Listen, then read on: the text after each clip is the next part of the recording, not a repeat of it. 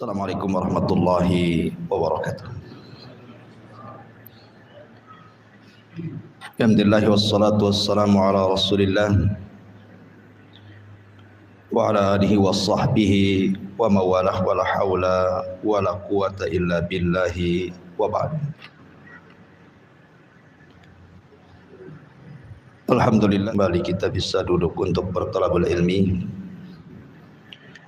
Dan kita masih melanjutkan kajian kita membahas kitab Syarhus Sunnah li Imami Ahli Sunnati wal Jamaah Al-Imam Al-Barbahari rahimahullahu ta'ala. Kita lanjutkan perkataan beliau. Qala al-muallif rahimahullahu ta'ala, wa'lam annahu man tanawala ahadan min ashabi Rasulillah sallallahu alaihi wasallam fa'lam annahu innama arada Muhammadan sallallahu alaihi wasallam wa qad adhahu fi qabri. Ketahuilah, siapapun yang berusaha untuk memburuk-burukan satu orang sahabat saja dari sahabat-sahabat Rasul sallallahu alaihi wasallam, fa'lam, maka ketahuilah, innama arada Muhammadan sallallahu alaihi wasallam wa qad adhahu fi qabri. Hakikatnya dia telah memburuk-burukan Muhammad sallallahu alaihi wasallam dan sungguh dia telah menyakiti Rasul di dalam kuburannya.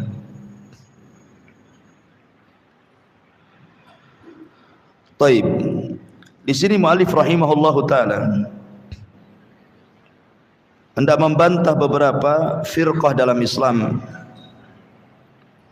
Di antaranya orang-orang Mu'tazilah, kemudian Khawarij, Syiah, Rafidhah, Zanadiqah dan yang lainnya, yang mereka mencela para sahabat Nabi, baik sebagiannya ataupun secara keseluruhannya.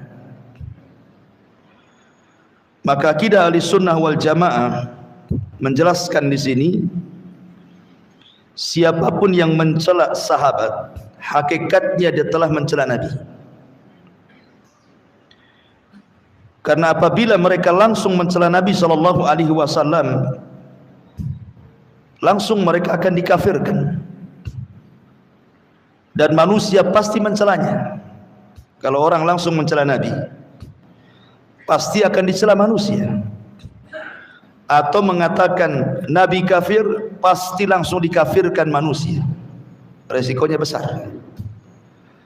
Makanya akhirnya kemudian mereka tidak mencela Rasul secara langsung, tetapi mencela sahabatnya, untuk sampai kepada mencela Nabi sallallahu alaihi wasallam. Karena ketika seseorang mencela sahabatnya, berarti juga mencela orang yang mengambil sahabatnya, yaitu Nabi sallallahu alaihi wa ala alihi wasallam. Kenapa kemudian Islam, wabil khusus Ahli Sunnah wal Jamaah, sangat mencela orang yang mencela sahabat? Karena konsekuensinya berat. Al-Imam Ibn Utsaimin rahimahullahu ta'ala ketika menjelaskan tentang hukum orang yang mencela sahabat, kenapa terdapat larangan keras di dalamnya? Karena terkandung 4 perkara, kata beliau. Siapapun yang mencela sahabat, maka terkandung 4 perkara. Pertama, sabbahum, Anda sedang mencela sahabat. Kalau mencela sesama muslim saja, haram hukumnya, tidak boleh. Sebagaimana Nabi SAW mengatakan, sibabul muslimina fusukun wa qitaluhum kufrun. Mencela seorang muslim itu sebuah kefasikan dan memeranginya sebuah kekufuran. Ini mencela sesama muslim, diharamkan dan dikatakan fasik. Bagaimana kalau yang dicela sahabat, yang terkandung padanya berkaitan dengan agama? Karena siapa yang menghantarkan agama kepada kita kalau bukan lewat jalur para sahabat? Makanya kalau seandainya mencela kaum muslimin secara umum saja haram hukumnya, apalagi mencela sahabat, karena lebih buruk lagi. Ini yang pertama. Kemudian yang kedua, kata beliau, sabbun Nabi sallallahu alaihi wasallam wa dzalika li'anna rajulan yakunu ashabahu mahallu at-tanaqqus wal aibi was sabbi la khaira fihi li'anna al-insan ala dini khalili. Mencela sahabat sama dengan mencela Nabi. Mencela sahabat sama dengan mencela Nabi. Kenapa? Karena kata beliau, li'anna rajulan, karena seseorang, yakunu ashabahu mahallut tanaqqus wal aibi was sabbi la khaira fi. Kalau antum punya kawan, kawan ini dicaci maki orang, dihina, dibongkar aibnya, dan begitu seterusnya. Kira-kira antum mau berkawan dengan dia? Tentu kita akan jauhi dia. Maknanya bahwa saya ini salah cari kawan. Ketika kemudian kita mencela para sahabat Nabi SAW, maknanya Rasul itu salah cari kawan. Salah Rasul mengambil para sahabat sebagai kawannya. Berarti di sini mencela Nabi SAW tidak pandai mencari teman. Dan ini celaan kepada Nabi SAW. Apalagi Rasul mengatakan, al-mar'u ala dini khalili. Seseorang itu digantungkan agama temannya. Ketika temannya baik, kita baik. Ketika teman kita buruk, kita pun ikut buruk. Artinya kalau sahabat baik, Rasul baik. Kalau sahabat buruk, Rasul buruk. Begitu. Nah, ini kan tidak elok seorang muslim mencela para sahabat Nabi SAW. Yang ketiga, kata beliau, sabbus syariah. Ketika seseorang mencela sahabat Nabi SAW, hakikatnya dia sedang mencela syariat Islam. Kenapa demikian? Li'anna syariatal islamiyata ma ja'at illa min tariqihim. Karena syariat Islam itu sampai kepada kita tidak lain dan bukan kecuali lewat jalur mereka. Kalaulah bukan karena Allah kemudian para sahabat, tentu kita tidak akan mengenal Islam walaupun sedikit. Tentu tidak akan sholat maghrib seperti tadi atau mengaji seperti ini. Karena datangnya agama Islam kepada kita itu lewat mereka. Ketika kemudian jalur itu diputus, maknanya memutuskan Islam dari seorang hamba. Berarti langsung ataupun tidak langsung, orang yang mencela sahabat itu sama dengan merobohkan dan merontokkan Islam. Kemudian yang keempat, kata beliau, mencela para sahabat adalah sabbullah, sama dengan mencela Allah Subhanahu wa taala. Kenapa? Haitsu ikhtara li nabiyhi sallallahu alaihi wasallam wa huwa afdalul khalqi indahu. Karena Allah yang memilihkan para sahabat untuk menjadi teman perjuangan Nabi. Allah yang memilihkan. Makanya kalau kita membaca Al-Quran, banyak kita melihat pujian-pujian Allah terhadap para sahabat. Karena sahabatlah yang kemudian dipilih oleh Allah setelah hati Muhammad sallallahu alaihi wasallam. Makanya ada perkataan sahabat Abdullah ibn Mas'ud radhiyallahu an, ketika Allah Subhanahu wa taala melihat hati-hati umatnya, makhluknya maka dilihatlah hati Muhammad yang paling bersih, maka diutuslah dia menjadi Nabi dan Rasulnya. Kemudian setelah itu Allah memandang hati-hati manusia lagi setelah Rasul. Dipandanglah hati-hati para sahabat dan dilihatnya hati-hati mereka bersih sehingga layak untuk menjadi teman Nabi dan Rasulnya. Maka kalau seandainya kemudian Allah memilih hati-hati para sahabat sehingga menjadi teman Rasul dalam berdakwah, tiba-tiba dicela, berarti sama dengan mencela yang memilihnya. Siapa? Allah. Berarti mereka sedang mencela Allah Subhanahu wa taala. Berarti di sini ada 4 poin, saya ulangi. Mencela sahabat sama dengan mencela kaum muslimin, bahkan lebih buruk lagi. Yang kedua, mencela sahabat sama dengan mencela Nabi, karena Nabi tidak pandai mencari temannya untuk berjuang meninggikan kalimatullah. Yang ketiga, mencela sahabat sama dengan mencela syariat, karena kalaulah bukan karena Allah kemudian para sahabat, tentu syariat tidak akan sampai kepada kita. Makanya orang-orang Syiah Rafidhah, mereka berusaha merontokkan Islam dengan cara apa? Mengkafirkan Abu Hurairah radhiyallahu anhu, mengkafirkan Ummul Mukminin Aisyah radhiyallahu anha, mengkafirkan para perawi hadis. Bahkan dikatakan bahwa Sahihul Bukhari dan Sahihul Muslim adalah nyanyian dan dongengan orang-orang ahli sunnah, katanya. Coba 2 sahabat ini saja kalau seandainya dihilangkan, Abu Hurairah dan Aisyah radhiyallahu anha, apa yang terjadi? Separuh Islam lebih hilang. Separuh Islam lebih hilang. Coba antum baca kitab fikih, mulai dari wudu sampai salat sampai muamalah.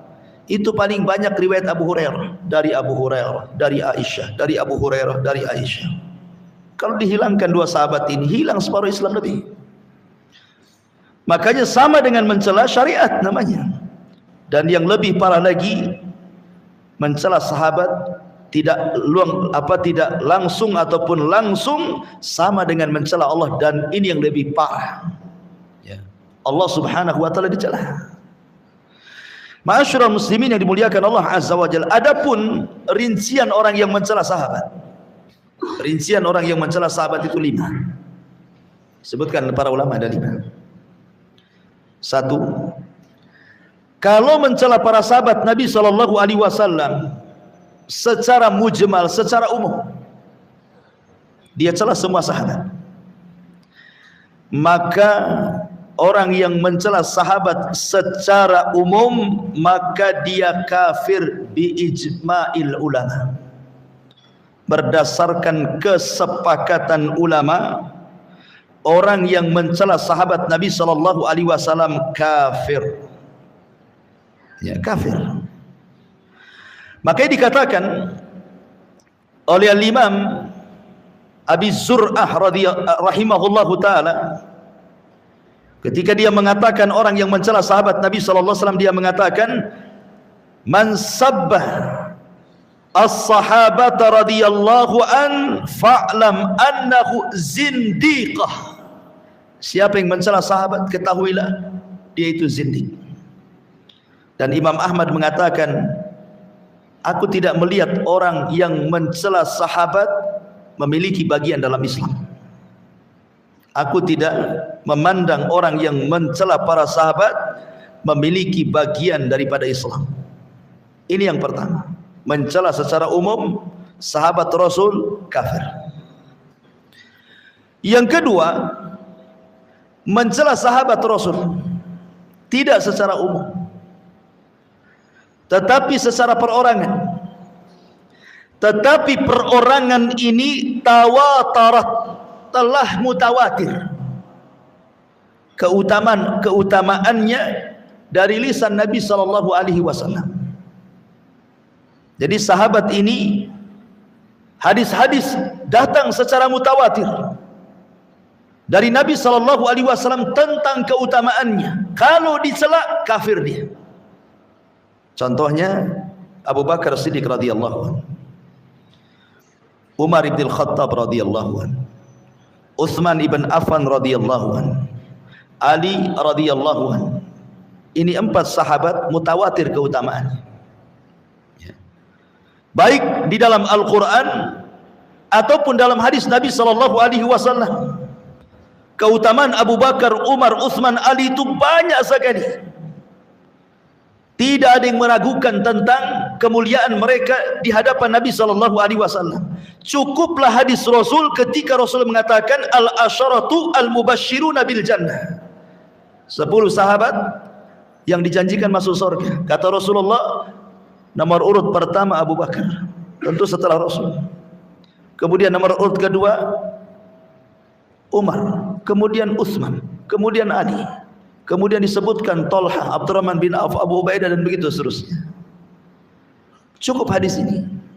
Ketika Rasul mengatakan 10 sahabat yang dijanjikan masuk surga, maknanya Abu Bakar, Umar, Utsman, Ali, dan yang sisanya dari 10 ini sudah jelas keutamaannya secara mutawatir, tersebar dalam hadis-hadis Nabi SAW. Kalau antum mencelanya, berarti antum kafir. Ini 2. Yang ketiga, mencela Ummul Mukminin Aisyah radhiyallahu anha yang sudah dibersihkan di dalam Suratun Nur tentang tuduhan-tuduhan hadisatul ifki, berita dusta, berita hoax yang disebarkan oleh Abdullah ibn Ubay ibn Salul, tokoh munafik Madinah, tentang tuduhan kepada Ummul Mukminin bahwa dia berzinah dengan seorang sahabat namanya Safwan ibn Mu'attil. Kalau kemudian kita cela Aisyah radhiyallahu anha dan dikatakan dia wanita yang tidak suci, tidak menjaga kesuciannya karena dia berzina, wanita pezina, maka yang mengatakan Aisyah pezina dia kafir. Kenapa? Karena mendustakan Al-Quran. Quran loh sudah membersihkannya. Wah, tidak benar Aisyah berzina dengan Safwan ibn Mu'attil sampai Allah turunkan Suratun Nur 1-9 ayat membersihkan nama Aisyah radhiyallahu anha, bahwa dia tidak berzina, dan tuduhan orang munafik itu dusta. Berarti kalau mencela Ummul Mukminin Aisyah radhiyallahu an yang sudah dibersihkan Allah dalam Suratun Nur, berarti pencelanya kafir. Ini 3. Kemudian keempat,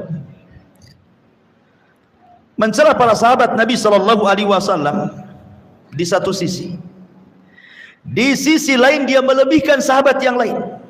Dia cela yang lain, dia lebihkan yang lainnya, sampai taraf menuhankan sahabat tersebut, seperti yang dilakukan oleh sebagian firqah Syiah.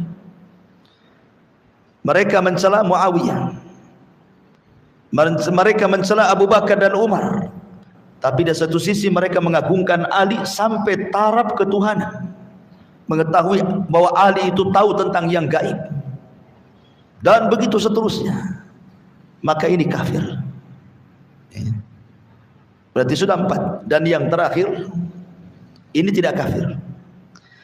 Kalau mencela individu para sahabat tidak ada hubungan dengan amanah, tidak ada hubungan dengan keadilan dan juga dengan agama, hanya urusan pribadi.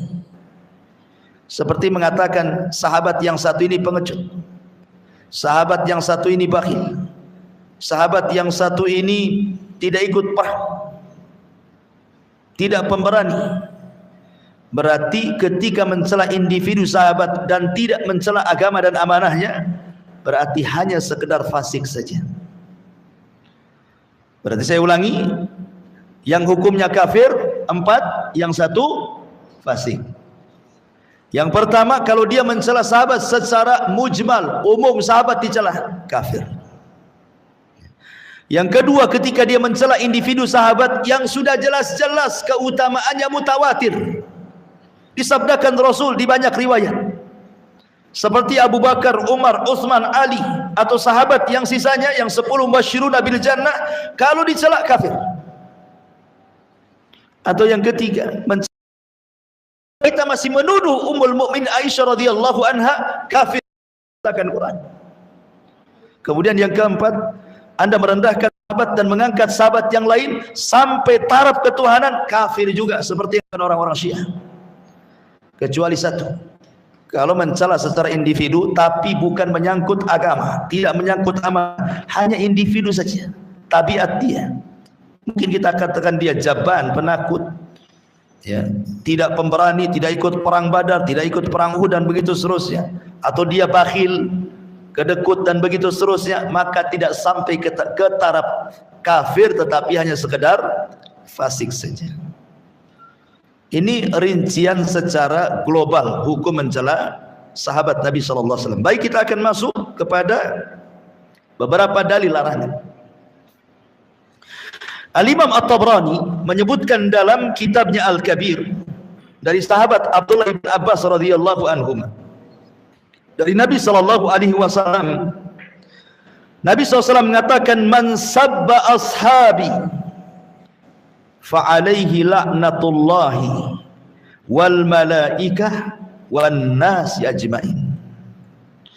Siapapun yang mencela sahabatku, kata Rasul, dia berhak dapat laknat Allah, laknat para malaikatnya, dan laknat seluruh manusia kepadanya. Kenapa? Karena tentang keutamaan para sahabat itu ma'ruf di dunia Islam, di timurnya, di baratnya, di utara, di selatannya. Kaum muslimin itu umumnya memuji para sahabat. Kita sering mendengar kalau disebutkan para sahabat, mereka menggunakan Sayyidina, Sayyidina Abu Bakar, Sayyidina Uthman, Sayyidina Uthman, Ali, Sayyidina Talha dan begitu seterusnya. Itu orang awam kaum muslimin ma'ruf tentang keutamaan para sahabat, mau di barat mau di timurnya.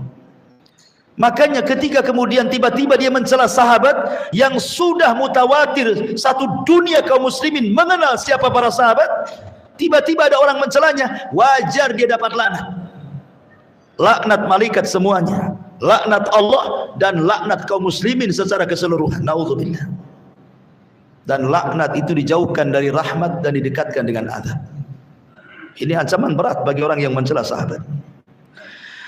Kemudian yang kedua, hadis yang dikeluarkan Al-Imam Al-Bukhari dan Muslim dari hadis Abi Sa'id Al-Khudri radhiyallahu anhu, dari Nabi sallallahu alaihi wasallam, la tasubbu ashabi falau anna ahadakum anfaqa mithla uhudin dhahaban ma balagha mudda ahadihim wala nasifah.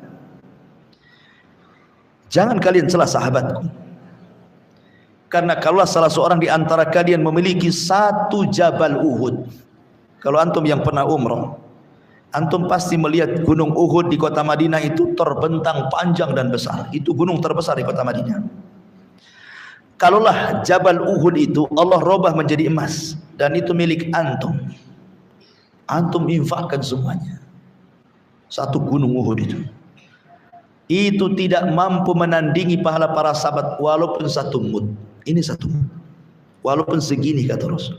Tapi Rasul tetap tidak rela kalau para sahabat dicaci, bahkan separuhnya pun tidak, katanya.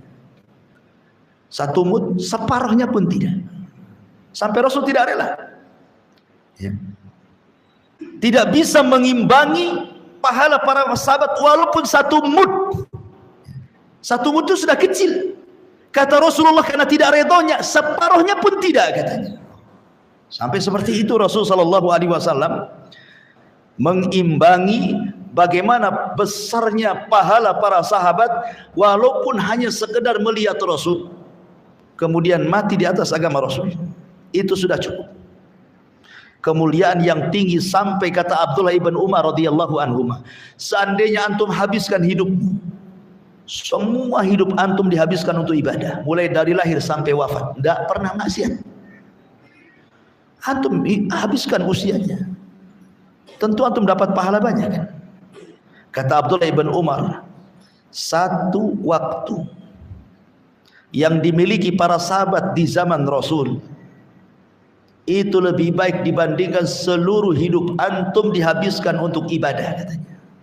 Cukuplah ru'yatun Nabi, melihatnya mereka kepada Nabi, masuk kepada agama Nabi, memperjuangkan agama Nabi, mati di atas agama Nabi, walaupun sesaat itu lebih baik daripada umur kita semuanya. Menunjukkan apa? Kemuliaan para sahabat Nabi sallallahu alaihi wasallam. Antum tahu kenapa Rasulullah SAW sampai ngomong seperti ini?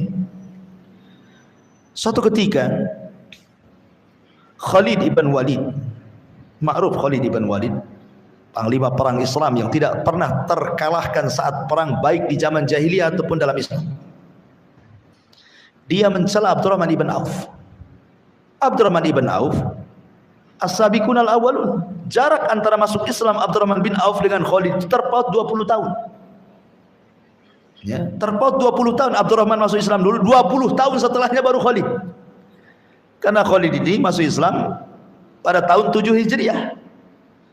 Sementara Nabi SAW di Mekah 13 tahun, Khalid tidak masuk Islam. Kemudian hijrah ke Madinah tahun pertama tidak, tahun kedua, ketiga sampai tahun ke-7 baru masuk Islam. Artinya lewat 20 tahun baru dia masuk Islam. Lain dengan Abdurrahman bin Auf, dari awal keislaman dia sudah masuk Islam. Artinya sudah terpaut jauh tuh. Adalah masalah Khalid dengan Abdurrahman bin Auf ini. Tiba-tiba dicela di hadapan Rasul. Murka Nabi. Maka Rasul mengatakan, ya Khalid, la tasubbu ashabi. Jangan mencela sahabatku. Ya. Falau anna ahadakum anfaqa misla uhudin zahaban ma balagha mudda ahadihim wala nasifa. Karena kalau seandainya di antara kalian mencela sahabat Abdurrahman bin Auf, engkau punya gunung sebesar emas, gunung Uhud itu kau infakkan ya Khalid, kau tidak akan membandingi pahalanya Abdurrahman bin Auf walaupun 1 mud, apalagi separuhnya katanya. Kalau celaan Khalid kepada Abdurrahman, ini sesama sahabat kan? Khalid sahabat, Abdurrahman bin Auf sahabat. Cuman Saud terpaut 20 tahun masuk Islam. Itu saja sudah membahayakan. Sampai-sampai Rasulullah SAW emosi kemudian marah dan mengeluarkan kata-kata seperti ini. Apalagi kita yang bukan Khalid bin Walid, apa jasa kita dengan Islam? Kalau Khalid bin Walid aja disabdakan seperti ini. Makanya keutamaan para sahabat Nabi SAW itu luar biasa dalam Islam. Ya.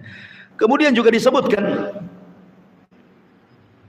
di dalam hadis yang lain yang dikeluarkan Imam Muslim dari Abi Musa al-Ash'ari radhiyallahu an, Nabi sallallahu alaihi wasallam bersabda, an-nujumu amanatun lis-sama. Bintang-bintang yang antum lihat di langit itu adalah pengaman langit. Bintang itu sebagai pengaman langit. Makanya lihat hari kiamat, ketika Allah Subhanahu wa taala belah langit dan Allah gulung, itu setelah bintangnya dijatuh-jatuhkan. Wa idzan nujumun tasharat. Apabila bintang-bintang dijatuh-jatuhkan, baru langit retak dan digulung. Artinya bintang itu pengaman langit. Ya. Sebagaimana gunung itu pengaman bumi, kalau tercabut gunungnya gempa di mana-mana. Karena gunung itu pasang. Kata Rasul, bintang-bintang itu sebagai pengaman langit. Fa idza dhahabatin nujum ata ahlus sama ma yu'adun. Kalau seandainya bintang-bintang itu pergi, hilang entah kemana, berjatuhan dari langit, maka akan jadi masalah dengan penduduk langit. Karena langit akan dipecah dan digulung. Malaikat jadi masalah di langit karena tempatnya akan rusak. Kemudian kata Nabi SAW, wa ana amanatun li ashabi. Adapun saya sebagai pengaman sahabat. Kalau bintang mengamankan langit, saya yang mengamankan para sahabat dari kesesatan. Kata Nabi, fa idza dhahabtu ana ata ashabi ma yu'ad. Kalau aku sampai pergi meninggalkan para sahabat, meninggal dunia, pasti terjadi masalah dengan sahabatku. Ya, baru saja Rasul meninggal, terjadi masalah. Ansor kumpul mau mengangkat Sa'd bin Ubadah menjadi khalifah. Padahal jasad Nabi lagi dimandikan, belum selesai dimandikan. Orang Ansor sudah sibuk mengangkat Sa'd bin Ubadah menjadi khalifah dan mengatakan lana amir walakum amir. Kami orang Ansar punya pemimpin, orang Muhajirin pun punya pemimpin. Biar sama-sama punya pemimpin. Datang Abu Bakar, tidak. Pemimpin itu dari Quraisy, kalian itu menteri. Itu Nabi baru dimandikan tuh. Ribut sahabat kan? Karena Rasul yang mengatakan, selama aku ada aman sahabatku. Tapi kalau aku pergi masalah sahabatku. Kemudian kata Nabi SAW, wa ashabi amanatun li ummati. Dan sahabat-sahabatku adalah pengaman bagi umatku. Fa idza dhahaba ashabi ata ummati ma yu'adun. Kalau sampai sahabat pergi meninggalkan umatku, sudah tidak tersisa lagi sahabat, pasti umatku akan jadi masalah. Ya, shadaqa Rasulullah. Ketika di zaman Abdullah bin Mas'ud dilaporkan oleh Abu Musa al-Ash'ari radhiyallahu anhu dan mengatakan, ya Aba Abdurrahman, ayo berangkat dengan saya, kita ke Masjid Quba. Masjid Quba itu masjid yang pertama dibangun Nabi. Kata Abdullah bin Mas'ud, ada apa di sana? Sudah, kita tengok saja. Berangkatlah Abdullah bin Mas'ud dengan Abu Musa al-Ash'ari sampai di Masjid Quba. Dilihat ada orang sedang berhalaqah-halaqah. Di sini ada halaqah, di sini ada halaqah, di sini ada halaqah. Kemudian di tengah-tengah ada halaqah, ada yang memimpin zikir. Zikir 100 kali, tasbih 100 kali, tahmid 100 kali, dan begitu seterusnya. Naik darahnya Abdullah bin Mas'ud. Langsung berteriak di hadapan orang-orang yang buat halaqah itu. Apa kata dia? Ya. Apa yang kalian lakukan tidak pernah dilakukan di zaman Nabi masih hidup. Lihat, baju Nabi saja belum usang, bejananya belum ada yang pecah, sisa peninggalannya masih ada. Apakah kalian lebih berpetunjuk dibandingkan Nabi SAW, ataukah sengaja kalian membuka pintu kesesatan? Orang-orang yang sedang berhalaqah ini membawa kerikil gantian. Kalau sudah dia membaca kerikil, subhanallah pakai kerikil satu-satu, nanti dipindah satu-satu, dipindah terus. Ya.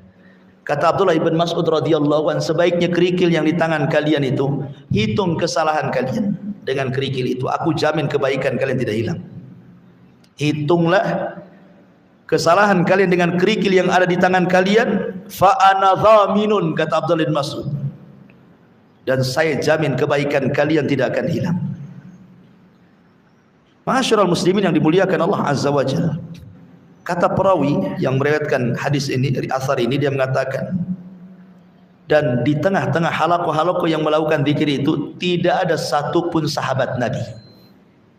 Tidak ada satupun sahabat Nabi. Artinya mereka generasi setelah sahabat yang melakukan itu. Sebab kalau ada satupun sahabat duduk di situ, tidak mungkin mereka melakukan yang tidak dilakukan Nabi. Mustahil. Kemudian ketika terjadi perang Nahrawan, perang antara kubu Ali dengan Khawarij, ya. Orang-orang yang buat halaqah-halaqah zikir di Masjid Quba itu terlibat dalam tentara Khawarij. Dia membela Khawarij, memerangi Ali. Kata para ulama, salah satunya Imam Barbahari mengatakan, lihat, penyimpangan itu berawal dari kecil, berakhir dengan besar. Awalnya zikir, berakhir dengan perang. Ya kan? Lihat, ya. Penyimpangan itu awalnya kecil, tapi membesar, akhirnya perang melawan kaum muslimin lagi. Begitulah ma'asyiral muslimin peran para sahabat. Kalau tidak ada sahabat di situ, masalah tuh. Makanya kenapa hari ini kita senantiasa mendengung-dengungkan bahwa beragamalah seperti agama para sahabat, bahwa beragamalah seperti agama salafun saleh. Sebab kalau tidak beragama seperti mereka, sesat seperti sesatnya orang yang sedang melakukan zikir halaqah-halaqah, berakhir dengan menyerang kaum muslimin di perang Nahrawan, bergabung dengan orang Khawarij. Ya. Karena tidak ada yang selamat. Manhaj dalam beragama itu melebihi manhajnya para sahabat. Ini langsung Rasul yang mengatakan, wa ashabi amanatun li ummati, sahabatku lah yang mengamankan umatku. Artinya kalau kita masih ikut tata cara para sahabat dalam beragama, masih aman kita. Nabi yang ngomong seperti itu. Tapi kalau sudah kita tinggalkan cara beragama sahabat Nabi, maka hati-hati dengan kesesatan. Jangan antum katakan nahnu rijal wa hum rijal. Lah, sahabat juga manusia. Kami juga manusia. Apa bedanya kami dengan sahabat? Jangan. Itu sama dengan orang Arab mengatakan, janganlah kau bandingkan pedang dengan tongkat. Kalau anda bandingkan pedang dengan tongkat, yang terhina bukan tongkatnya tapi pedangnya. Paham antum? Ini pedang, ini tongkat. Dibandingkan sama antum, yang enggak imbang. Ya. Yang satu pedang, yang satu tongkat. Bukan menghina tongkatnya, menghina pedangnya. Kenapa? Karena dibandingkan dengan yang tidak seimbang. Sahabat dibandingkan dengan kita, itu sama dengan menghina sahabat namanya. Kita ini siapa dibandingkan dengan sahabat kan itu ya? Jangan dibanding-bandingkan. Sahabat akan berbeda jauh dengan kita. Ma'asyiral muslimin yang dimuliakan Allah Subhanahu wa taala. Kemudian Al-Imam Ibnul Athir di dalam kitabnya Jami' al-Usul meriwayatkan dari sahabat Jabir bin Abdullah radhiyallahu anhuma, dia mengatakan, qila li Aisyah radhiyallahu anha. Suatu ketika Aisyah dihabarkan kepadanya, inna nasan yatanawaluna ashaban Nabi sallallahu alaihi wasallam hatta Abu Bakrin wa Umar. Wahai ummul mukminin Aisyah, ada satu kaum yang mereka berani mencela Abu Bakar dan Umar. Apa jawaban Aisyah radhiyallahu anha? Kata Aisyah radhiyallahu anha, qalat, wa ma ta'jabuna min hadha? In qata'a anhumul amal fa ahabballahu alla yanqati'a anhumul ajra. Kata Aisyah radhiyallahu anha, dia mengatakan, kenapa kalian harus heran kalau ada orang yang mencela sahabat? Kata Aisyah radhiyallahu anha, orang yang mencela itu hilang amalannya, tapi orang yang dicela terus mengalir pahalanya. Orang yang mencela hilang amalannya, orang yang dicela terus mengalir amalannya. Abu Bakar sudah meninggal, Umar sudah meninggal, sahabat sudah meninggal. Tiba-tiba orang Syiah Rafidhah mengkafirkan Abu Bakar dan mendoakan, melaknat, bahkan menjadi sebuah tradisi. Laknat keduanya. Allahumma la'an li sanamai Quraisyin, kata mereka. Ya Allah, laknat dua berhala Quraisy, itu maksudnya Abu Bakar dan Umar. Mereka tidak sadar ketika mereka mencela seperti itu, mereka sedang menghilangkan amal mereka dan pahala mereka sedang dikirim kepada Abu Bakar, Umar, Utsman, Ali dan semua sahabat yang dicelanya. Karena kaidah secara umum kan begitu, jangan lagi mencela sahabat. Antum mencela saya dan saya tidak membalasnya, saya terima dengan ikhlas ridho, sama dengan antum mentransfer pahala kan. Nanti pada hari kiamat saya akan datang menghadap Allah dan membawa antum, ya Rabb, orang ini mencela saya. Maka Allah mengatakan, ambil pahalanya, serahkan dosanya pada dia. Kan begitu. Apalagi yang dicela para sahabat. Jadi yang dicela itu tidak rugi sesungguhnya, yang rugi itu yang mencela. Kata Aisyah radhiyallahu anha demikian. Kemudian Aisyah mengatakan, umiru an yastaghfiru fasabbu. Padahal Allah sudah merintahkan mereka untuk memintakan ampun, malah kemudian mereka mencela pula, katanya. Mana akalnya? Ma'asyiral muslimin yang dimuliakan Allah Azza wa Jalla. Kalau kita melihat nas-nas Al-Quran, maka adalatus sahabah, keadilan para sahabat itu ma'lumatun masyhuratun, sesuatu yang diketahui, sesuatu yang masyhur. Bahwa semua sahabat itu udul, semua sahabat itu adil, bita'dilillahi war rasul, karena Allah dan Rasulnya yang memberikan rekomendasi keadilan para sahabat. Makanya kalau seandainya para antum melihat kitab-kitab para ulama hadis, ketika mereka mengomentari setiap rawi perawi dalam sebuah riwayat, umpamanya satu hadis, kan diteliti rawinya dari siapa? Abu Hurairah, nanti muridnya Abu Hurairah, tabi'in, nanti tabi'in punya murid tabi'ut tabi'in, tabi'ut tabi'in mempunyai murid atba'ut tabi'ut tabi'in, dan terus sampai kepada Imam Bukhari. Ahli sunnah wal jamaah punya maziyah, keunggulan di dalam bercerita tentang hadis Nabi, pasti meneliti soal sanadnya, karena sanad itu bagian daripada agama. Kalau orang bicara tanpa sanad, tentu orang bicara sekehendak udelnya saja, itu kasarnya seperti itu. Tapi dalam Islam itu ada sanad. Dari fulan menceritakan ke si fulan, menceritakan ke si fulan sampai kepada sahabat, sampai kepada Rasul. Itulah keunggulan umat Islam. Tidak ada dalam umat yang lain. Tidak ada.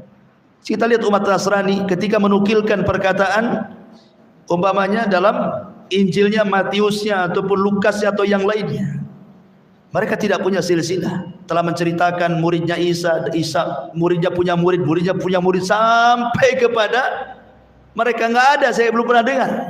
Hanya Islam yang bicara soal sanad untuk menjamin keotentikan bahwa hadis itu memang Rasul yang ngomong. Bukan semacam cerita dan dongeng, ada sanadnya. Tapi sanad ini pun diteliti dalam Islam. Siapa dia? Siapa gurunya? Siapa temannya? Bagaimana kehidupannya? Sampai kepada orang thiqah sekalipun, kalau hafalannya bermasalah, ditolak hadisnya. Contoh, Ibnu Lahiyah. Ibnu Lahiyah ini orang soleh, thiqah. Tiba-tiba terbakar rumahnya, catatannya habis.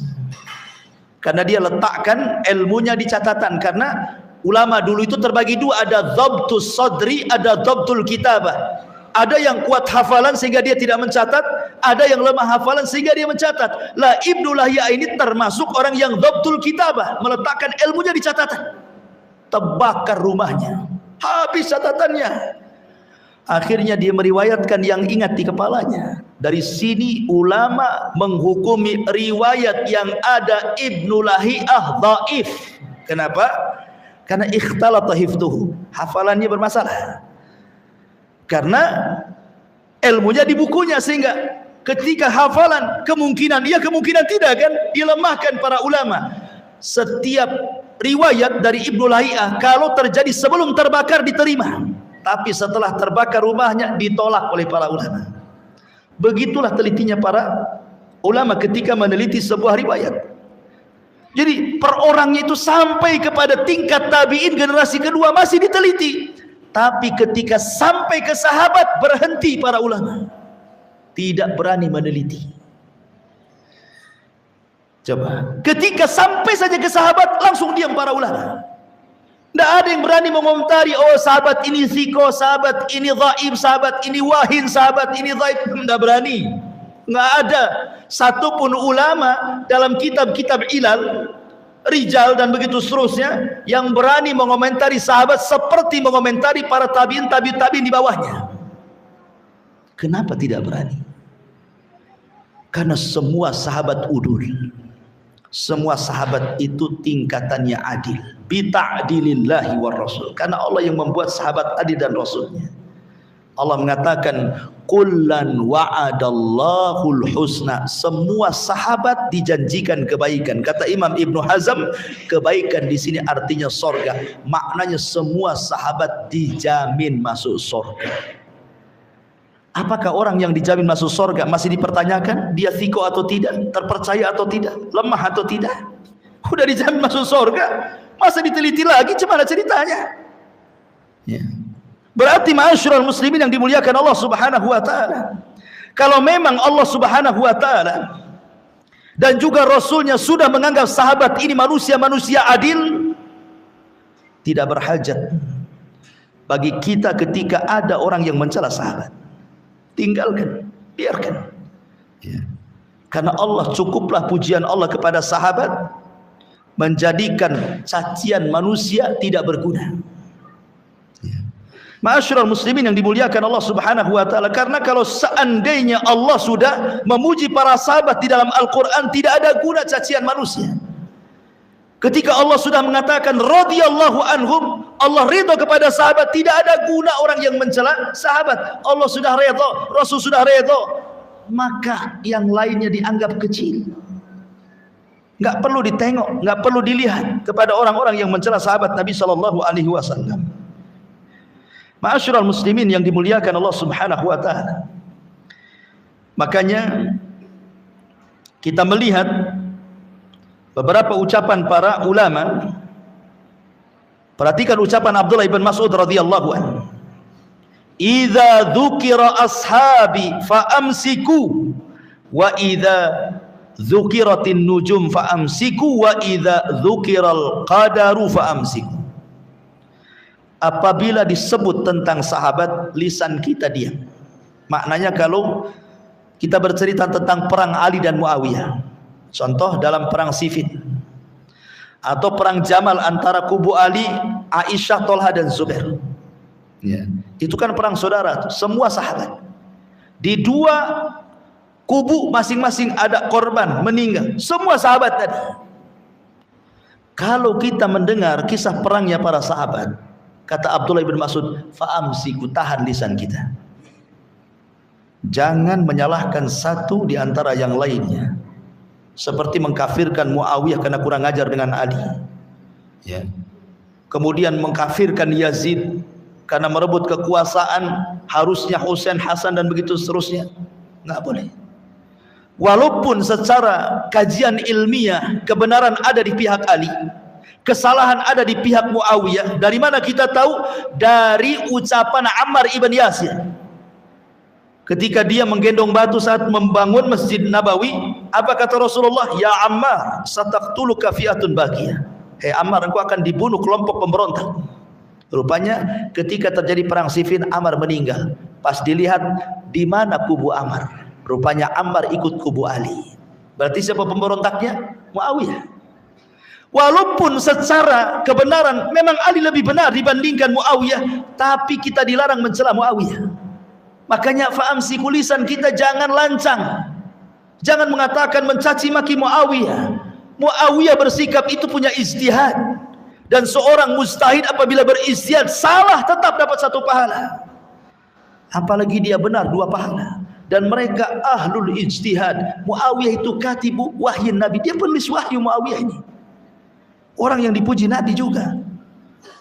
Ma'asyiral muslimin yang dimuliakan, seperti itulah kemudian ini yang ngomong siapa? Abdullah ibn Mas'ud, sahabat juga. Kemudian juga dikatakan oleh Abu Zur'ah Ar-Razi, idza ra'aita ar-rajula yatanaqqas ahadan min ashabi Rasulillah sallallahu alaihi wasallam fa'lam annahu zindiq.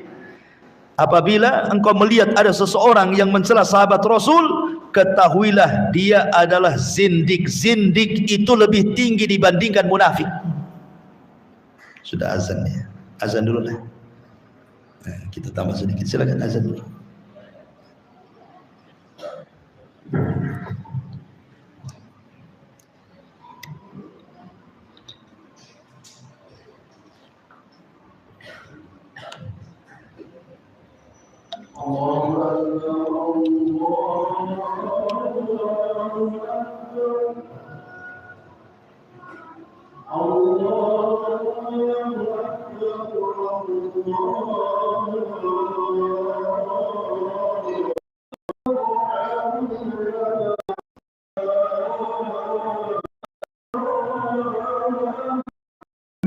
Surah Al-Fat ayat 29.